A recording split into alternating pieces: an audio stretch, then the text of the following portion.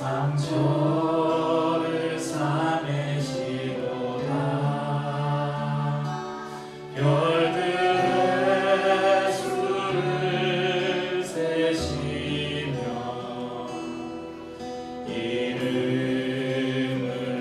붙이셨도다. 그가 구름으로 하늘을 덮으시며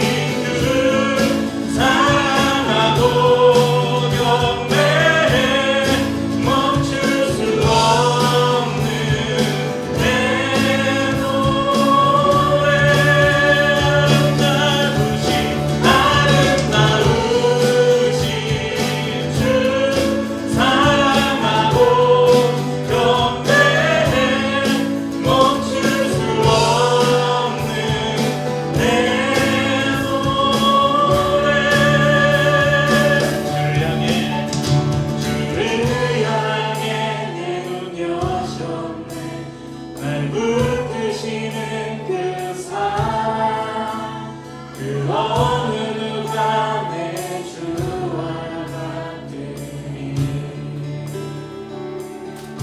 주를 향해 내 눈 여셨네 날 붙드시는 그 사랑 그 어느 누가 내 주와 같으니 한번 더 고백합시다 주를 향해 우리의 손을 들고 주를 향해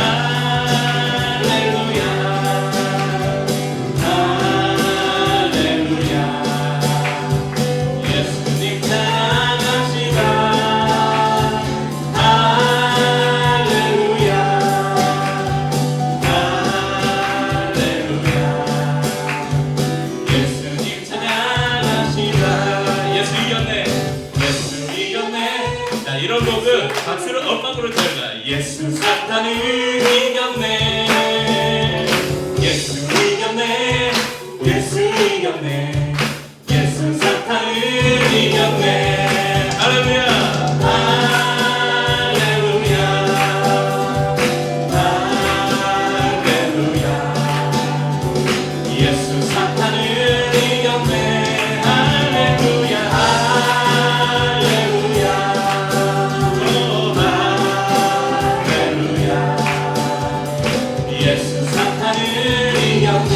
예수님 권세, 예수님 권세, 예수님 권세, 예수님 권세, 내 권세, 예수님 권세, 예수님 권세, 예수님 권세, 내 권세. 할렐루야. 할렐루야. 할렐루야. 예수님 권세, 내 권세. 할렐루야. 할렐루야. 예수님 권세, 내 권세. 주의 이름을 부르는 자는, 주의 이름을 부르는 자는 구원을 얻으리로다. 주의 이름을 부르는 자는 구원을 얻으리로다. 예수 이름을 부르는 자는, 예수 이름을 부르는 자는 구원을 얻으리로다. 예수 이름을, 예수 이름을 부르는 자는 구원을 얻으리로다. 오 주 예수, 오 주 예수, 오 주 예수, 구원을 얻으리로다. 오 주 예수, 오 주 예수, 구원을 얻으리로다. 오 주 예수, 오 주 예수, 오 주 예수, 구원을 얻으리로다. 오 주 예수, 오 주 예수, 구원을 얻으리로다. 할렐루야. 예수 그리스도를 부르는 자는 구원을 얻을 것입니다. 네. 아까 이 찬양을 연습하는데 민서가 별로 재미없어 하는 것 같아서 이 찬양을 보면 실제로 그래요. 1도, 4도, 5도가 계속 반복되는 코드 3개밖에 안 나오는, 그리고 1절부터 4절까지가 똑같은 리듬이 반복되는 그런 곡입니다. 우리나라에 이렇게 찬양들, 우리 한국교회가 급속하게 부흥하는데 한국교회 안에 부를 찬양들, 특히 복음송이라고 하는 가스펠송들이 없을 때 이렇게 외국에서 몇 곡들이 이렇게 번역돼서 소개됩니다. 그러면 그런 찬양들을 저희의 엄마 세대가 아니라 저희 할머니 그 세대 분들은 날마다 이 찬양을, 이 4절까지의 똑같은 리듬의 이 찬양을 1절부터 4절까지 있는 찬양을 10번, 20번을 부르면서 이 안에 있는 그 고백이 그 진짜 자기의 고백이 된 거예요. 그냥 누군가 작사가가 써놓은 글 활자 안에 있는 고백이 아니라 이 고백을 수도 없이 찬양하면서 예수님의 권세가 바로 내 것이구나.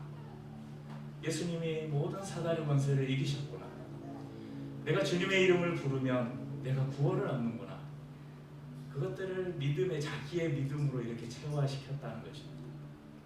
그래서 우리가 이 어떤 교회들은 여기 성경책 뒤에 있는 여러분 찬송가만 거룩하고 복음송 못 부르게 하잖아요. 요즘에 부르는 막 그런 찬양들이 무슨 찬양이냐고. 물론 그 말이 맞는 말은 아닙니다. 틀린 말이긴 한데 왜 그런 분들이 그런 이야기를 하냐면, 우리 성경책 뒤에 붙은 이 찬송가의 그 찬송은 100년, 200년 동안 수많은 성도들이 입술에서 입술로 고백되어지면서 이 고백을 통해서 많은 사람들이 더 하나님을 깊이 체험하고 그런 곡들을 이렇게 모아놓은 게 우리가 지금 가지고 있는 찬송가거든요. 그래서 여러분, 옛것을 옹고이지신, 옛것을 뭐죠? 거죠. 옛것을 통해서 새것을 배우는 그런 옛날 찬양들을 여러분 많이 부르시기 바랍니다. 아마 혹시 제가 이렇게 토요일에 예배 포스터를 올려드리잖아요. 오늘 예배 안내 말씀이랑 제목이랑 또 찬양들을 올려드리는데 그 성경 오늘 나눌 말씀들을 한번 읽어보고 여러분들이 찬양을 부르면 오늘 이 찬양을 왜 부르는구나를 아마 좀 더 아실 수 있을 거예요. 물론 지금 부르는 이 찬양도 오늘 우리가 나눌 말씀 안에 아주 중요한 주제 중에 하나입니다. 예수 하나님의 공의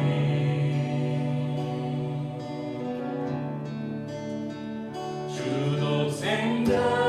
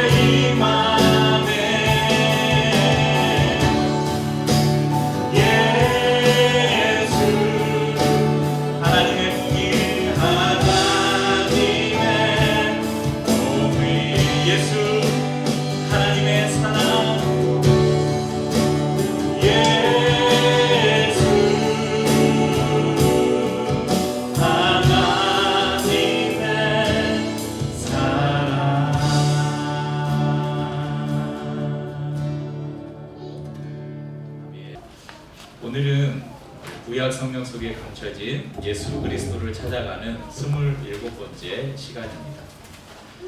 창세기부터 시작했던 이 시리즈 설교가 이제 소선지서 이제 몇 권만을 남겨두고 있습니다.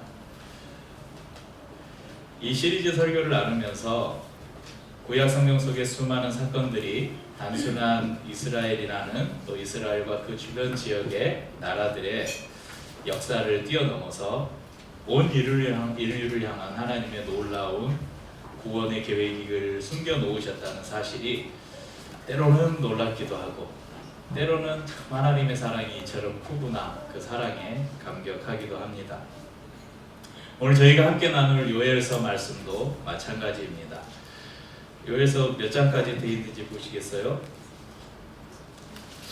네, 3장까지 1장에 1, 2, 3장 읽으면 여러분 한 20분이면 읽을까요? 한 20분 정도면 그냥 다 읽을 수 있는 이 짧은 성경 속에 좁게는 이스라엘을 향한 하나님의 심판과 회복의 메시지를 넣어 놓으셨지만 또 그 안에는 넓게 해석을 하면 온 인류를 향한 하나님의 심판과 회복의 메시지를 그 속에 담아 두셨습니다. 요엘서의 개요를 잠시 살펴보면요, 요엘이라는 이름은 여호와는 하나님이시다, 이런 뜻입니다. 이 요엘이라는 이름은 심판과 회복을 통해서 여호와 하나님만이 유일하신 하나님이라는 것을 이스라엘 백성 가운데 또 만민 가운데 드러내려고 하시는 이 요엘서의 주제와 그 이름이 어쩌면 딱 맞아 떨어집니다. 여호와는 하나님이시다. 요엘서 1장 1절을 보면 이렇게 기록해요. 부두엘의 아들 요엘에게 임한 여호와의 말씀이니라. 요엘 선지자에 관한 정보는 이게 다예요. 부두엘의 아들이다. 그가 어느 나라에서 이렇게 활동을 했는지도 잘 모르겠고 그가 어떤 계보의 선지자인지도 확실하게 나와 있지가 않습니다. 그런데 요엘서 내용들을 이렇게 살펴보면 제사장, 소제, 전제, 성회, 성전, 이런 성전 용어들이 많이 사용되고 있어요. 그래서 아마도 이 요엘 선지자가 예루살렘, 남유다의 예루살렘을 중심으로 활동했던 선지자가 아닐까 그렇게 추정을 합니다. 요엘서가 언제 쓰여졌냐에 대해서는 아주 팽팽하게 맞습니다. 바벨론 포로 전이냐 포로 이후냐, 그래서 이 저작 시기를 명확하게 이렇게 따지는 것은 별 의미가 없고, 저희가 이 구약 성경을 지금 구속사적인 관점에서 한 맥락에서 계속 살펴보고 있잖아요. 이 구속사적인 맥락에서 이 구속사적인 성경 해석은 어쩌면 초시간성을 가지고 있습니다. 이 성경이 언제 기록됐냐의 의미보다 이 성경이 어떤 구속사적 메시지를 담고 있느냐가 중요하기 때문에 이것은 넘어가도록 하겠습니다. 그러면 하나님께서는 왜 요엘서를 기록하게 하셨을까? 첫 번째는 역사적 목적으로 이스라엘을 향한 메시지를 주신 거예요. 특별히 남유다를 향해서 1장에 보면 메뚜기 재앙이 나와요. 그래서 이 극심한 메뚜기 재앙, 이전에 한 번도 듣도 보도 못한 메뚜기 재앙 보면 4절에 보면 1장 4절에 팥중이가 남긴 것을 메뚜기가 먹고 메뚜기가 남긴 것을 느치가 먹고 느치가 남긴 것을 황충이 먹었도다. 이거는 이게 팥중이, 느치, 황충, 이건 다 메뚜기를 말하는 겁니다. 이제 새끼 메뚜기, 다 큰 메뚜기 막 그런 것을 나누는 용어래요. 그러니까 처음에 이 곡식에 싹이 날 때는 이 메뚜기가 먹고 그게 좀 더 자라니까 다른 메뚜기가 먹고, 그래서 완전히 아무것도 남김없이 메뚜기 떼가 다 먹어버렸다. 그래서 이런 메뚜기 재앙, 그리고 극심한 가뭄 때문에 양식이 없고 모든 식물들이 말라 죽고 이런 상황들에 직면한 유다 백성들을 향해서 이것이 우연한 자연재해가 아니다, 하나님의 주권적인 심판이다. 그러므로 너희는 회개하고 하나님께로 돌아오라. 이런 이 역사적 목적으로 이스라엘에게 주신 메시지입니다. 두 번째는 신학적인 목적으로 이것은 단순히 유다라는 한 지역에 주시는 메시지가 아니라 종말론적인 우주적인 심판과 회복의 메시지를 주고 계신다. 그래서 2장 13절에 보면 우리가 기도회나 이럴 때 많이 인용하는 성경 구절입니다. 너희는 옷을 찢지 말고 마음을 찢고 너희 하나님 여호와께로 돌아올지어다. 그는 은혜로우시며 자비로우시며 보호하기를 더디하시며 이내가 크시사 뜻을 돌이켜 재앙을 내리지 아니하시나니. 옷을 찢지 말고, 곧 형식적인 회개를 하지 말고.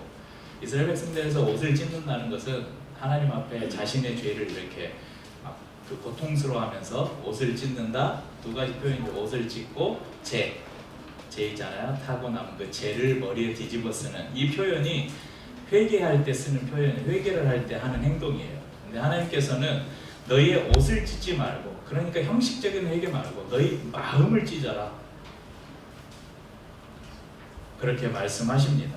세 번째는 우리가 이제 가장 주목해야 보아야 될 구속사계적인 관점에서 이 성경을 왜 쓰게 하셨는가? 바로 예수 그리스도를 통한 심판과 구원, 그리고 그분을 통해서 특별히 이 요엘서 안에는 모든 사람들에게 부어주실 성령에 관해서 미리 그 역사를 보여주시기 위해서 이 성경을 기록해 하셨다는 것입니다. 그래서 오늘은 이 세 번째 목적에 포커스를 맞추고 요엘서 안에 예수 그리스도가 어떻게 감춰져 있는지, 계시되어 있는지 한번 찾아가 보겠습니다. 요엘서에는 아주 중요한 한 문장이 반복해서 나옵니다. 혹시 미리 읽어보신 분은 없으시죠? 1장부터 3장까지 읽어보신 분은 없으시죠? 그러면 힌트, 1장 15절을 찾아보십시오. 1장 15절. 그래서 제가 구절을 말하면 답을 말해보세요. 가장 중요한 한 문장, 1장 15절입니다. 슬프다 그날이여, 여호와의 날이 가까웠나니 곧 멸망같이 전능자에게로부터 이르렀다. 자, 2장 1절. 시온에서 나팔을 불며 나의 거룩한 산에서 경고의 소리를 질러 이 땅 주민들로 다 떨게 할지니 이는 여호와의 날이 이르게 됨이니라. 이제 임박하였으니. 아직 못 찾으셨어요? 그럼 2장 11절. 2장 11절. 여호와께서 그의 군대 앞에서 소리를 지르시고 그의 진영은 심히 크고 그의 명령을 행하는 자는 강하니 여호와의 날이 크고 심히 두렵도다. 당할 자가 누구이랴. 자, 오늘 저희가 읽은 2장 31절도 있죠. 여호와의 크고 두려운 날이 이르기 전에 해가 어두워지고 달이 핏빛같이 변하리라. 3장 14절 읽겠습니다. 3장 14절. 사람이 많으며 심판의 골짜기에 사람이 많으며 심판의 골짜기에 여호와의 날이 가까우미로다.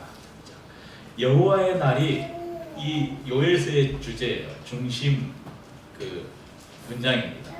그럼 여호와의 날이 과연 뭘 상징하는 것인가? 이것은 두 가지 의미를 담고 있어. 하나는 심판. 여러분, 믿지 않는 사람들, 하나님을 대적하는 사람들에게는 이 날은 무슨 날이에요? 심판하는 날이에요. 그렇지만 하나님을 경외하고 예수 그리스도 안에서 거듭난 사람들에게 이 날은 뭐예요? 구원의 날이에요. 축제의 날이에요. 그래서 어린 양의 혼인잔치라고 말하잖아요. 잔치의 날이라는 것입니다. 그래서 오늘 저희가 읽은 본문 2장 28절부터 32절까지를 중심으로 해서 여호와의 날, 이 날을 심판의 날에서 구원의 날로 바꾸시는 이 예수 그리스도의 모습을 여러분에게 말씀드리겠습니다. 이 여호와의 날을, 심판하는 여호와의 날을 구원의 날로 바꾸시는 하나님, 그 하나님께서 이 말씀 속에 세 가지를 여러분에게 짧은 제목으로 소개를 해드리려고 하는데, 첫 번째는 십자가의 예수님. 이 제목만 이렇게 적어 놓으시고 이것만 기억하셔도 여러분, 이 말씀에는 이런 의미가 담겨 있구나, 이렇게 생각하실 수 있을 것입니다. 첫 번째는 십자가의 예수님. 2절 말씀에 여호와의 날을 이렇게 표현하고 있죠. 2장 2절에 보면, 2장 2절 한번 찾아보실래요? 2절 같이 읽어볼까요? 곧 어둡고 캄캄한 날이요 짙은 구름이 덮인 날이라. 새벽빛이 이는 많고 강한 백성이 이르렀습니다. 이와 같은 것이 옛날에도 없었고 이후에도 대대에 없으리로다. 여러분, 요엘서에 예언하고 있는, 계시하고 있는 이 온 세상에 흑암이 가득한 이 일이 역사에서 단 한 번 있었습니다. 그때가 언제냐면 바로 예수님께서 십자가에서 못 박히셨을 때입니다. 복음서는 이렇게 말합니다. 마태복음 27장 45절입니다. 읽어보죠. 제6시로부터 온 땅에 어둠이 임하여 제9시까지 계속되더니. 성경에 기록된 신약 시대에 기록된 이 시간은 우리 이 시간에 6시간을 더하면 지금 현재 우리가 말하는 시간하고 같은 시간입니다. 그러니까 제6시는 언제예요? 정오 12시에 오후 12시부터 언제까지입니다. 9시까지 오후 3시까지 온 땅에 어둠이 가득했다. 그러니까 구약에서 이 여호와의 날은 죄인들을 향한 하나님의 무서운 진노와 공의가 실현되는 종말론적인 심판의 날을 상징하는 날이에요. 그래서 2장 31절 저희가 읽었던 2장 31절에 여호와의 크고 두려운 날, 이 날이 이르기 전에 어떤 일이 일어난다고 했습니까? 해가 어두워지고 달이 핏빛같이 변하려니와. 바로 피와 불, 태양이 빛을 잇는 이 우주적 징조, 이것은 바로 하나님이 심판하시는 하나님의 그 거룩한 분노를 상징하는 것입니다. 이 두려운 심판의 날, 이 징조가 어디에서 실현되었습니까? 바로 예수님께서 달리신 골고다의 십자가 위에서 그대로 실현되었습니다. 예수님께서 바로 저와 여러분이 우리가 받아야 될 진노의 불과 우리가 흘려야 될 심판의 피를 십자가 위에서 대신 겪으신 것입니다. 예수님께서 십자가 위에서 단번에 이 여호와의 크고 두려운 날, 이 날을 통과하심으로 하나님의 공의를 만족시키셨고, 이제 그로 말미암아서 믿는 자들을 향한 이 죄인들을 향한 하나님의 정죄가 사라지게 된 것입니다. 그래서 이제 그리스도 예수 아래 있는 사람들에게는 이 여호와의 날, 이 무서운 날, 종말의 날, 심판의 날이 더 이상 이제 우리에게는 두려운 날이 아니라 무슨 날이 되었습니까? 기쁨이 넘치는 구원의 날, 혼인잔치의 날이 되었다는 것입니다. 두 번째, 성령의 단비입니다. 첫 번째는 십자가의 예수, 두 번째는 성령의 단비. 28절 같이 읽어볼까요?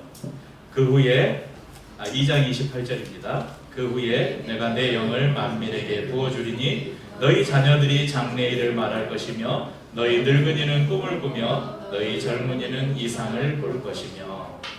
이 성경 말씀은 요엘서 잘 안 읽어보잖아요. 성경에 여러분 오늘 아침에 윤서가 물어요. 요리 뭐냐고. 여기 보면 요렇게 돼 있잖아요. 이거 뭔지 아세요? 요해를 가리켜 요해 성경을 이렇게 줄여서 표기할 때 요리라고 쓰는데 처음 들어보신 분들 많죠? 성경에 요해서라는 게 있었나 하시는 분들도 있을 텐데, 그런데 이 구절은 알아요. 그거 어디서 들어봤는데. 왜냐하면 사람들이 찬양으로 많이 불렀거든요. 아까 좀 전에 우리가 불렀잖아요. 마지막 날에 자녀들은 예언할 것이요 청년들은 그게 이 구절로 만든 찬양이거든요. 그래서 이거 어디서 들어봤구나. 그게 요엘서의 말씀이에요. 구약시대 여러분 자주 말씀드립니다. 성령은 누구에게 임했어요? 특별한 사람에게. 그 특별한 사람 중에 대표적인 사람들이 누구예요? 왕, 선지자, 제사장. 그리고 이 성령의 기름 부음, 소위 말하는 성령의 임함, 성령의 기름 부음은 영원한 것이 아니었어요. 제한적인 사람에게 일시적으로 임하는 것이 구약시대의 성령님이었습니다. 왜냐하면 죄로 인해서 오염된 인간 안에 거룩하신 하나님의 영이 함께 하실 수 없기 때문입니다. 그렇게 요엘 선지자가 이 예언한 만민에게, 조금 이따 살펴볼 신약에서는 이 구절을 인용해서 모든 육체라고 말하고 있어요. 만민에게 부어지기 위해서는 어떻게 해야 돼요? 이 육체를 씻는 죄사함이 필요하잖아요. 이 제사를 단번에 완성하시기 위해 죄가 없으신 하나님의 아들 예수가 육체를 입고 이 땅에 오셨습니다. 그리고 십자가에서 자신을 만민의 제물로, 그래서 단번에 이 제사를 완성하셨다는 것입니다. 그래서 예수님의 그 단번에 드린 희생 제사로 말미암아서 약속대로 모든 사람에게, 단 여기에는 조건이 있습니다. 믿는 모든 사람들에게, 예수 그리스도의 십자가의 구속을 믿는 모든 사람들에게 하나님의 영, 성령을 주신다는 그 약속이 이루어진 것입니다. 여러분, 이 성령이 실제 이 예언이 이루어진 사건이 신약시대 어디에 있어요? 사도행전 2장에 보면 우리가 흔히 말하는 오순절 성령 강림 사건, 이게 사도행전 2장에 있습니다. 한번 읽어보죠. 찾으면 시간이 걸리니까. 자, 한번 읽어보죠. 오순절 날이 이미 이름에 그들이 다 한 곳에 모였더니 급하고 바람 같은 소리가 있어 그들의 앉은 온 집에 가득하며 마치 불의 혀처럼 갈라지는 것들이 그들에게 보여 각 사람 위에 하나씩 임하여 있더니 그들이 다 성령의 충만함을 받고 성령이 말하게 하심을 따라 다른 언어들로 말하기를 시작하니라. 자, 지금 마가의 다락방에 열 몇 개 지역에서 모인 사람들이, 나라에서 모인 사람들이 모여 있어요.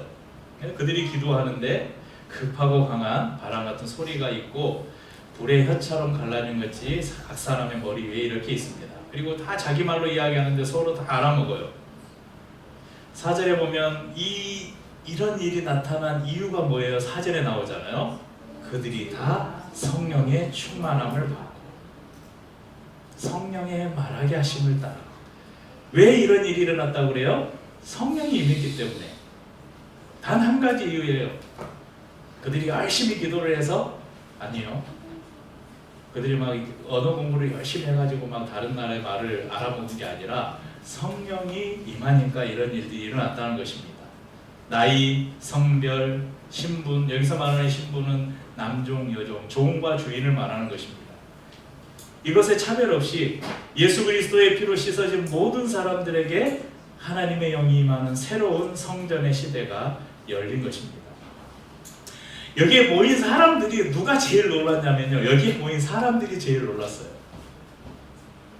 이전에 한 번도 듣도 보도 못한 현상들을 보면서 이 경이로움을 감출 수가 없었습니다.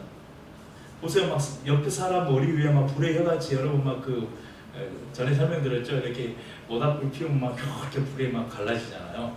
그러면 막 사람 머리 위에 있는 거예요. 저게 뭐지? 나는 막 영어로 말하는데 막 중국 사람이 다 알아먹어요. 저 사람이 우리는 왜 근데 지금 시대에는 이런 일이 안 일어나는지 몰라요. 그냥 성령을 받았는데. 근데 이거는 여러분 아셔야 될 게 이례적인 사건이었어요. 왜냐하면 이전에 없던 일이었기 때문에 하나님께서 사람들에게 증명해 보이셔야 됐어요. 너희가 이전에는 성령이 그렇게 특별한 사람, 특별한 시간에 특별한 사람에게만 제한적으로 임했는데 이제 모든 사람에게 성령이 부어질 것이라는 약속을 사람들로 하여금 믿게 하셔야 됐거든요. 그래서 오순절에는 그렇게 임한 거예요. 지금도 아마 그렇게 일어났으면 제가 이렇게 설교를 하는데 우리 저기 조리 자매가 막 다 알아보는 거예요. 아느냐고 막 저기 어디 미국에서 막 저기 영어 한국어를 전혀 모르는 사람이 왔는데 제 설교를 듣고 막 할렐루야 막 그러는 거예요. 이런 일들이 일어날 수도 있었겠죠. 그런데 아쉽게도 지금은 그러니까 당시의 사람들이 얼마나 놀랬겠어요. 당황했겠어요. 그래서 그곳에 있던 당사자들도 야 이게 무슨 일인가 스스로도 당황하고 그것을 밖에서 이렇게 본 사람들이 저 사람들이 안에서 막 기도를 하는 뭐라 온 말을 하고 특히 교회 이렇게 교회를 접해보지 못한 사람들이 어디 기도원이나 이런 데 가서 막 기도하는 모습 보면 사람들이 막 방언하고 막 기도하면 막 무서워서 못 가겠다고 막 그런 반응을 보이잖아요. 그러니까 지금 밖에서 이런 모습을 보면 사람들이 반응이 이래서 야 저 사람들 둘 중에 하나예요. 미쳤나? 또 하나는 술 취했나? 이렇게 조롱을 한 거예요. 저 사람들이 분명 미쳤거나 술에 취한 것이다. 이때 베드로 사도가 사람들에게 말해요. 아니 여러분 지금 시간이 아침 9시밖에 안 됐는데 이 사람들이 무슨 술에 취했겠습니까? 그러면서 이렇게 말합니다. 사도행전 2장 16절에서 21절 우리 함께 읽어보죠. 이는 곧 선지자 요엘을 통하여 하나님이 말씀하시기를 말세에 내가 내 영을 모든 육체에 부어주리니 너희의 자녀들은 예언할 것이요 너희의 젊은이들은 환상을 보고 너희의 늙은이들은 꿈을 꾸리라. 그때 내가 내 영을 내 남종과 여종들에게 부어주리니 그들이 예언할 것이요 또 내가 위로 하늘에서는 기사를 아래로 땅에서는 징조를 베풀리니 곧 피와 불과 연기로다. 주의 크고 영화로운 날이 이르기 전에 해가 변하여 어두워지고 달이 변하여 피가 되리라. 누구든지 주의 이름을 부르는 자는 구원을 받으리라 하였느니라. 아멘. 사람들이 그 마지막 날이라는 찬양 부를 때도 이게 사도행전에 나오는 그 말씀으로 찬양을 만든 걸로 생각해요. 근데 이건 사도행전에 나오는 이것은 베드로가 요엘 선지자의 메시지, 예언을 인용해서 지금 말하고 있는 것입니다. 요엘 선지자가 예언했던 그 예언이 지금 너희 눈앞에서 이루어졌다. 그리고 2장 22절에 계속해서 말합니다. 이스라엘 사람들아 이 말을 들으라. 너희도 아는 바와 같이 하나님께서 나사렛 예수로 큰 권능과 기사와 표적을 너희 가운데서 베푸사 너희 앞에서 그를 증언하셨느니라. 자, 사람들이요, 지금 이런 현상이 왜 일어나는가? 이것은 나사렛 예수께서 요엘 선지자가 예언했던 그 일을 이루셨다. 그래서 그로 말미암아서 이런 큰 권능과 기사와 표적이 너희 앞에서 지금 나타나고 있는 것이다. 이렇게 외치고 있는 것입니다. 아무에게나 임할 수 없었던 성령님, 하지만 그리스도께서 십자가에서 심판의 날을 종결시키시고 대속을 완성하셨기 때문에 이제 그분의 십자가의 공로를 힘입어서 신분, 성별, 나이를 막론하고 그리스도 안에 있는 모든 사람들에게 하나님의 영이 단비처럼 부어지는 역사가 일어났습니다. 요엘서에서 3장에 보면 이른비와 늦은비 이런 말이 있어요. 이 이른비와 늦은비의 영적 실체가 바로 예수 그리스도를 통해 주시는 성령을 말하는 것입니다. 우리 안에 계신 이 성령님이 그냥 주어진 게 아니에요. 요엘 선지자가 예언했던 그 무시무시한 여호와의 날, 심판의 날, 이 날을 예수님께서 십자가에서 홀로 뚫어내셨기 때문에 그 날을 그분이 홀로 여호와의 날을 통과하셨기 때문에 우리 안에 주어진 것이라는 사실입니다. 성령님이 우리 안에 거하신다는 것은 우리가 하나님 앞에서 왕같은 존재라는 거예요. 하나님 앞에서만큼 우리는 거룩한 제사장들이에요. 장래일을 말하는 여러분 우리는 선지자들이라고 말하는 것입니다. 바로 특별한 존재들이 되었다는 것입니다. 이 놀라운 일에 우리가 어찌 감사하지 않을 수 있겠습니까? 여러분, 세 번째 이 말씀 속에 있는 하나님의 그 뜻은 바로 오직 예수. 첫 번째는 1번 뭐였죠? 십자가의 예수. 두 번째는 성령의 단비. 세 번째는 오직 예수. 32절을 같이 읽죠. 2장 32절.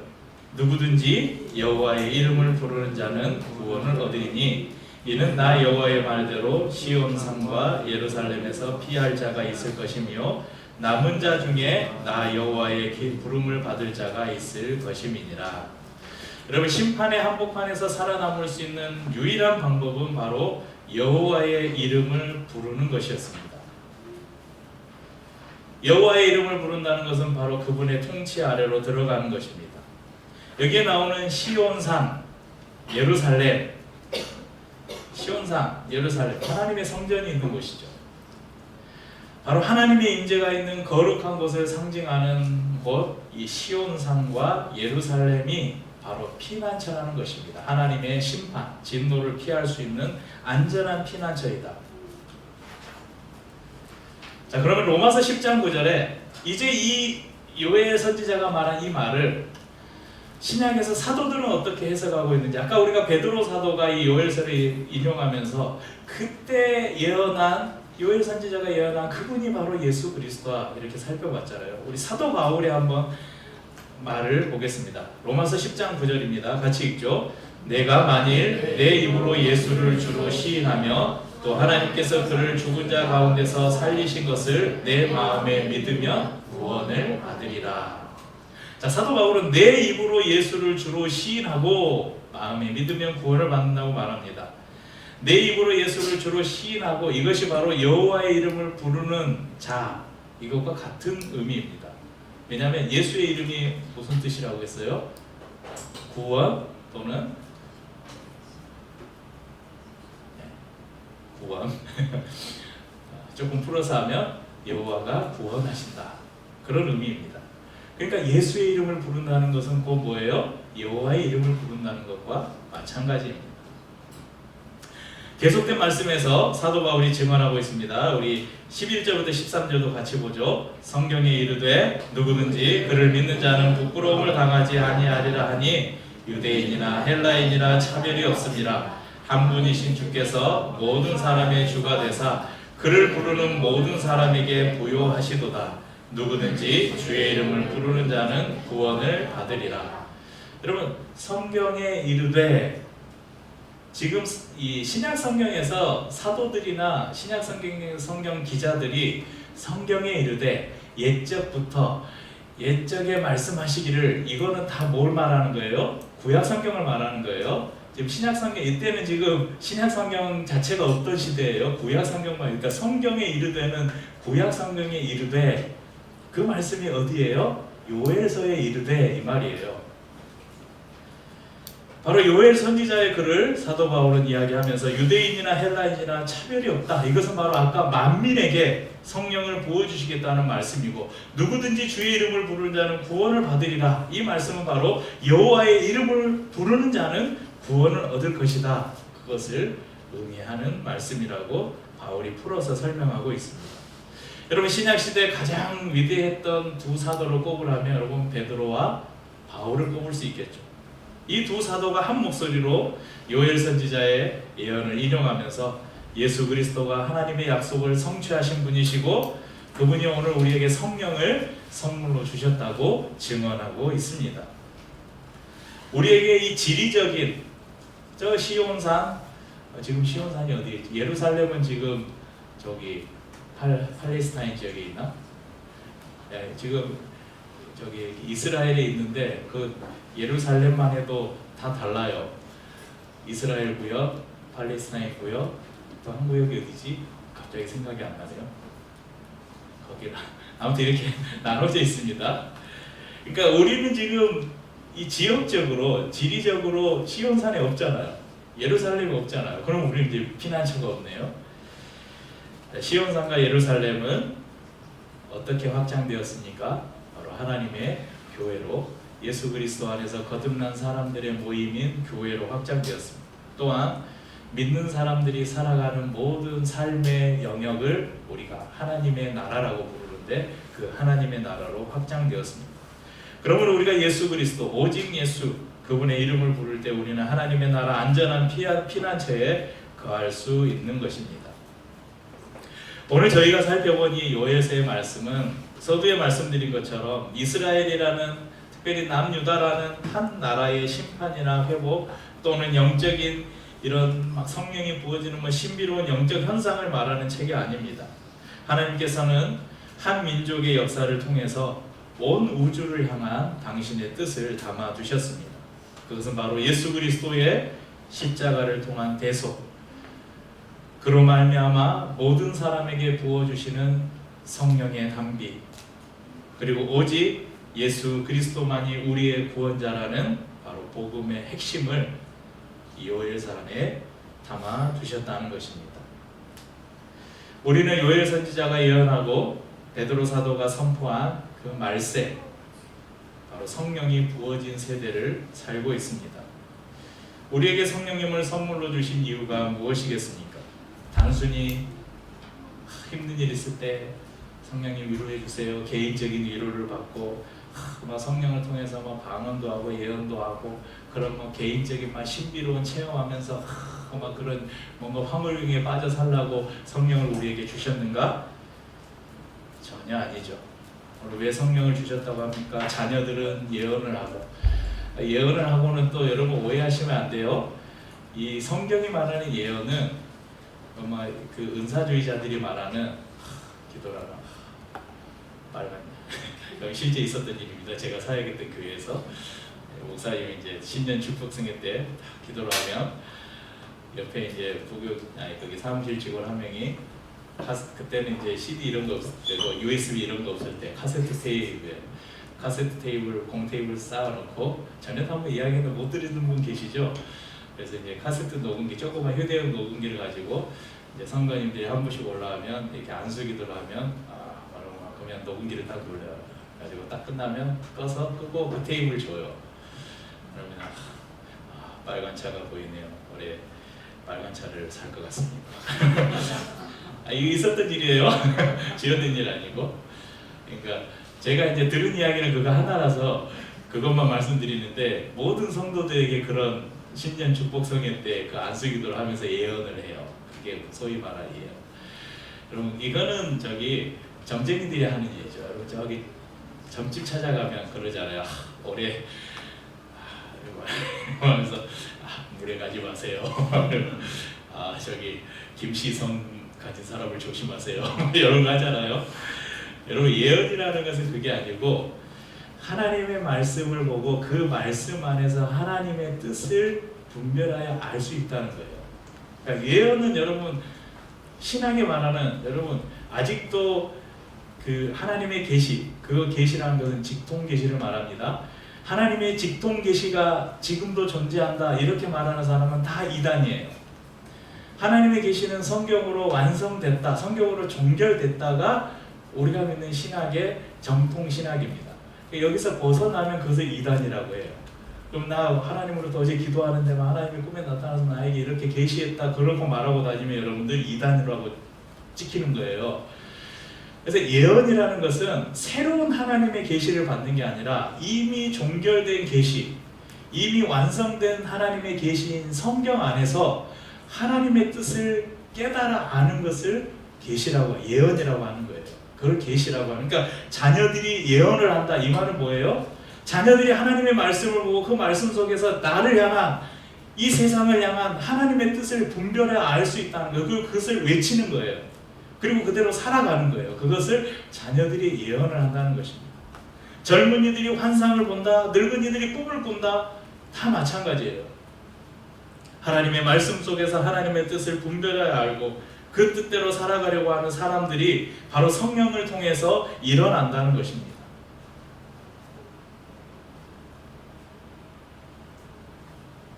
이제 금요일부터 시작되는 2박 3일의 여름 캠프 때 저희가 그런 주제를 삼았잖아요. 예수님이라면 어떻게 하실까?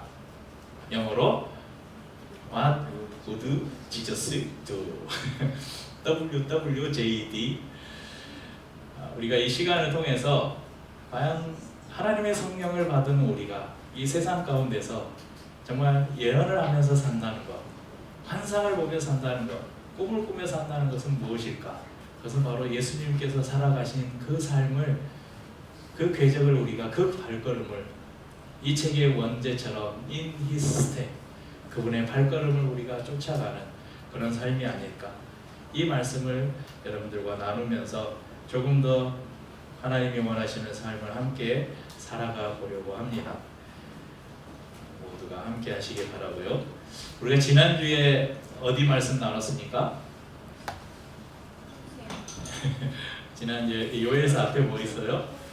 호세아서를 통해서 그 호세아 선지자와 고멜의 그 도저히 이해할 수 없지만 정말 지고지순한 그 사랑, 이 사랑을 통해서 하나님이 우리를 향한 사랑이 얼마나 신실한가, 얼마나 끈질긴가, 이 사랑을 여러분과 나눴죠. 그 사랑을 히브리어 한 단어로 표현하면 헤세드라고 이렇게 말하죠. 인내 이렇게 말합니다. 그러니까 호세아서가 하나님의 그 사랑을 담은 책이라면 이 요엘서는 공의의 하나님에 대해서 말하고 있는 책입니다. 바로 여호와의 날, 심판의 날, 하나님의 심판을 말하면서 그 하나님의 사랑과 하나님의 공의가 어쩌면 충돌하지만 어쩌면 그것이 하나로 어우러져서 그 하나님의 공의와 사랑을 만족시킨 곳, 그곳이 어디다? 바로 예수 그리스도의 십자가다. 그것을 우리에게 보여주고 있습니다. 십자가를 바라보면서 하나님의 끈질긴 사랑, 그 풍성한 사랑을 여러분 누리시길 바랍니다. 또한 여러분 십자가를 바라보시면서 죄를 멀리하고 세상 가운데서 하나님의 공의를 실천하며 그렇게 살아가는 저와 모든 성도님들 되시기를 주님의 이름으로 축원합니다.